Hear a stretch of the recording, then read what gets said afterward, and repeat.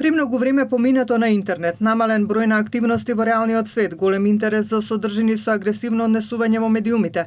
Ова се дел од главните причини кои го поттикнуваат врсничкото насилство, се посочува во проектот Промоција на безбедна училишна средина, кој го изготви невладиниот сектор во соработка со МОН. Се апелира да се слушне гласот на учениците за проблемите со кои се соочуваат, а стручните лица да работат не само со жртвата, туку и со насилникот.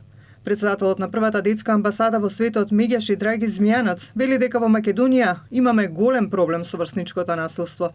Присутно е насекаде и не се сведува само на физичко, туку и вербално и сајбер насилство. Тешко се воспоставува родителска контрола, а уште потешко довербата на родител кон дете, а уште потешко триаголникот кој го инсистираме е родител, училиште, ученик.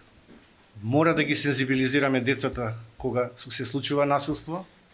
Вие се сеќавате, имавме една кампања порано, зборовите може да повредат, да ги сензибилизираме децата дека секое насилство создава проблема, посебно кога станува збор за дисперзирање, односно споделување на компрометирачки фотографии на социјалните мрежи. Извршниот директор на Коалицијата на младински организации СЕГА, Зоран Илиевски, вели дека со Законот за основно и средно образование на учениците има обезбедено учество во разни ученички организации и тоа е патот кој треба да не води кон превенција од врсничко насилство. И сметам дека таа е алката која што треба да ја изгради довербата и таа е алката која што понатаму во училиштето ќе може да се слушни што е она што им смета и што е она што им треба. Станува збор за комплексна тема и не може да се посочи прстот само на еден конкретен проблем, вели Елена Ивановска од МОН.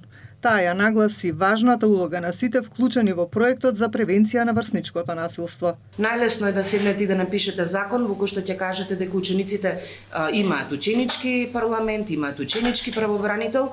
Суштината е тие мерки напишани на хартија да заживеат и драго ми е што учениците почнуваат да ја согледуваат својата значајна улога во градењето на една култура и средина каде што тие поминуваат поголем дел од времето. За во иднина да се превенира врсничкото насилство треба заеднички да се делува, за да им се овозможи на децата сигурен и безбеден училишен простор, заклучија учесниците на денешната панел дискусија. Со проектот Промоција на безбедна училишна средина се опфатени 8000 деца, 50 средни и основни училишта, 1200 професори и 2000 родители.